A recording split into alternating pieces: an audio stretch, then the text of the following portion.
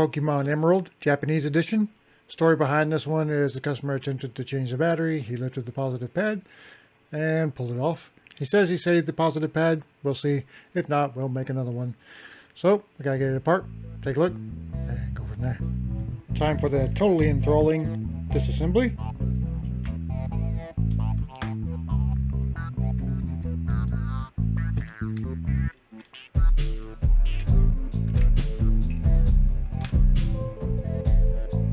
Ta-da!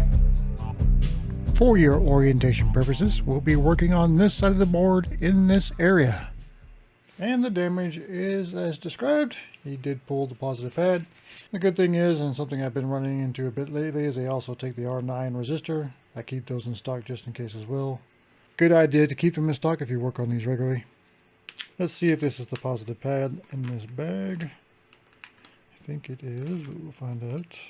And it is our positive pad. I think we will clean that up first and make sure it's reusable. Looks to have endured quite a bit of heat.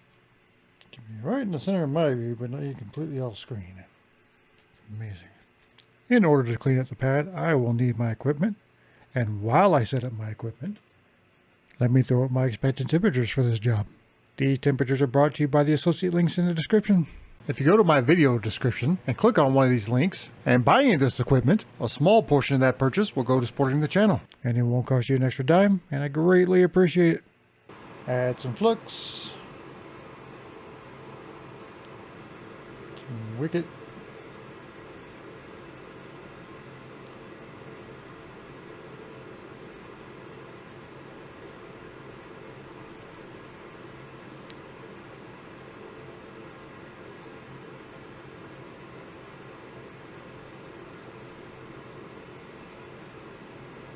Okay, I think it will be reusable. Sometimes they are, sometimes they aren't. It doesn't really change my method too much, other than the fact that it just fits nicer if we have the original. This will be my updated method for this repair. First part of this will not require fume extraction, as we will just be laying down some solder mask. And we're going to go slightly outside the lines here, because we want the UV to travel through the solder mask. We need some outside to carry it inside, and the light will travel through it. So we'll make a little bit bigger spot here. Pretty sure it kind of goes this way. Yeah.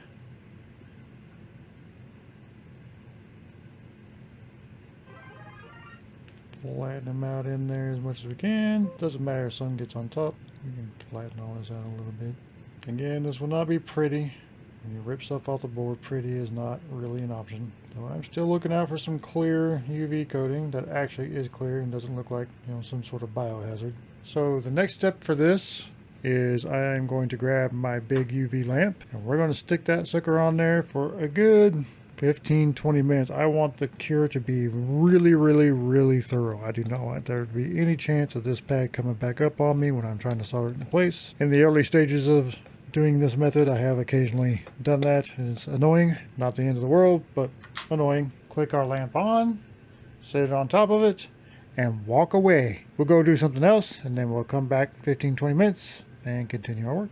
So it's been more like 30 or 40 minutes, but anyway, it is nice and solid.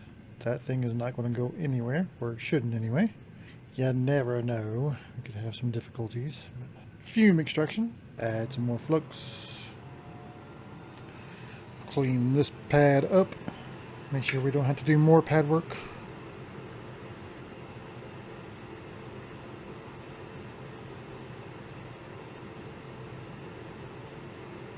What sort of solder did you use, buddy? I may have to get the 120 watt.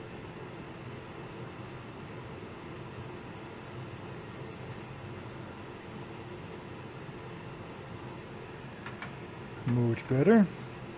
Make sure we don't have any bridges anywhere. We're good. That's alright. Clean up. We're going to need a battery. Top is positive, bottom is negative. And I have been bending the tabs on these. I think that is the modification that probably needs to be used when you're installing new batteries on these, even if you don't tear the pad. I think these things are getting old enough and weak enough where this might extend the life of those pads.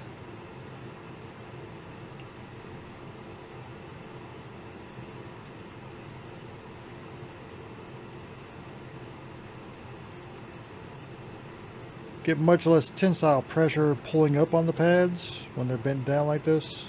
Do get a little less solder area, but I think it's still more than adequate to hold the battery.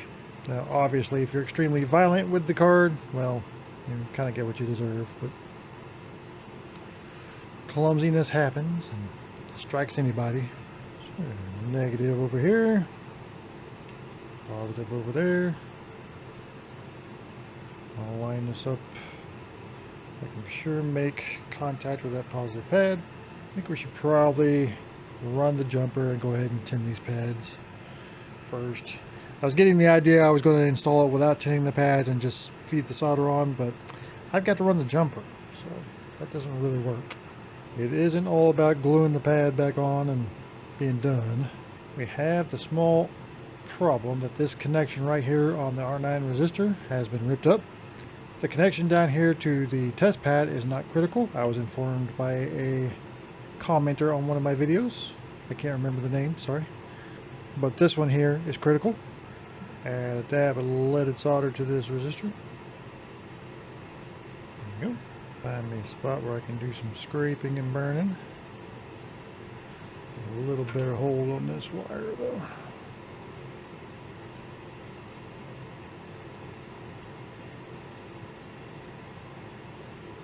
Scrape and burn.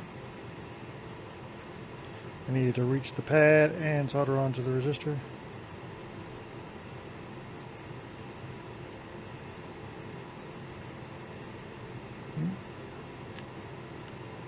There we go. That's a good job. Solder onto the pad. Very good. Connection reestablished. Gently break the wire. Now we can install the battery.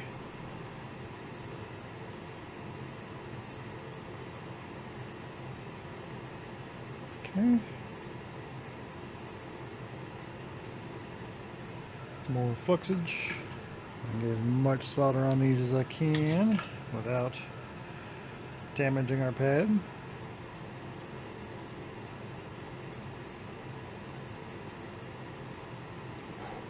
Alright, I think that's going to be very good.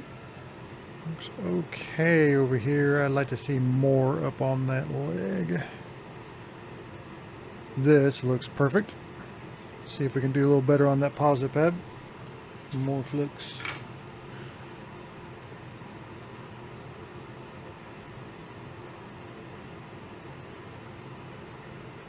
I think that's adequate. I don't want to put more stress on it by trying to get it better. Should be fine.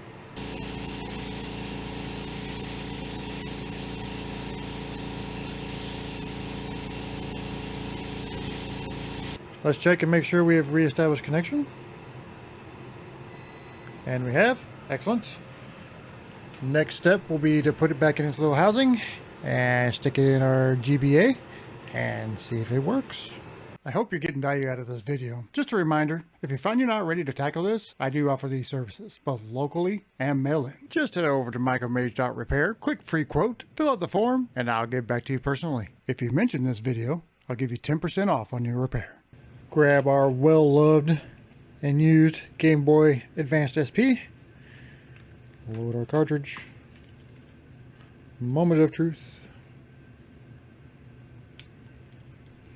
Nintendo logo is a good sign. Pokémon.